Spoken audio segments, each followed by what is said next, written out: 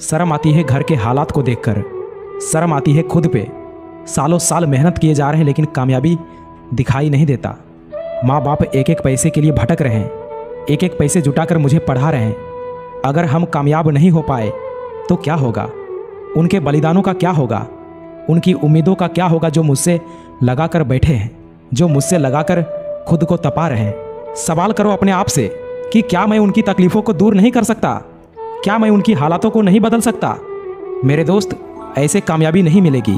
प्रण कर लो, ठान लो कि मुझे हर दिन 10 घंटे मेहनत करना है तो करना है। ये प्यार व्यार आशिकी का जो भूत चढ़ा है ना तुम पे, जब नाकामयाब हो जाओगे ना तब समझ आएगा कि ना तो प्यार रहा और ना ही करियर। और माँ बाप का जो सपना टूटा वो तो अलग ही। भाई कोई साथ नहीं देता, जिंदगी भर तुम्हारा साथ केवल माँ बाप और तुम्हारी कामयाबी देगा। यकीन नहीं होता ना तो इस कहानी को सुनो, तुम्हारी आंखें खुल जाएगी। राहुल नाम का एक लड़का जो बिहार की राजधानी पटना में कॉम्पिटिटिव एग्जाम की तैयारी कर रहा था। माँ हाउसवाइफ और पिता मजदूरी करते थे। राहुल अपने पिता का इकलौता बेटा था। पिता पढ़े लिखे नहीं थे लेकिन अपने बच्चे को पढ़ा लिखा कर एक ऑफिसर बनाना चाहते थे। सपने बहुत बड़े थे। राहुल को भी अपने पिता के सपने को पूरा करने का बहुत मन था। राहुल को जब पिताजी ट्रेन चढ़ा रहे थे तो उस समय बोले थे कि राहुल बेटा देखो, हम तो लाइफ में कुछ अच्छा नहीं कर पाए लेकिन तुम जरूर कुछ कर जाना। राहुल भी अपने करियर को लेकर बहुत सीरियस था। हर बार क्लास में टॉप आता था। लेकिन इसी बीच राहुल को एक लड़की ने प्रपोज कर दी और राहुल भी उसे एक्सेप्ट कर लिया। कुछ दिन सब कुछ अच्छा चला लेकिन धीरे धीरे पढ़ाई को कल पर टालने लगा। टाइम का बिना परवाह किए रात को 2 बजे 2:30 बजे तक चैटिंग करने लगा। ना तो सुबह समय पर उठ पाता था और ना ही रात को समय पर सो पाता था। वो कहते हैं ना कि किसी भी चीज़ में अति बहुत ही हानिकारक होता है। राहुल प्यार में इतना डूब गया था कि उसे अब कुछ दिखाई नहीं देता था।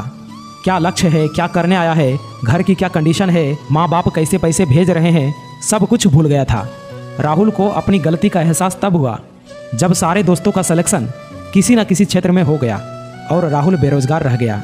और जैसे ही राहुल बेरोजगार हुआ, लड़की भी बहाना बनाकर चली गई कि यार पिताजी नहीं मान रहे हैं।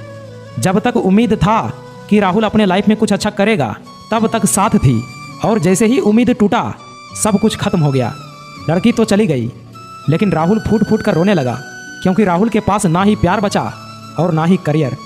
और माता पिता का वो सपना भी चकनाचूर हो गया जिसके लिए मजदूरी करके पैसा भेजते थे। क्या आप भी यही चाहते हो कि मेरे साथ भी ऐसा हो?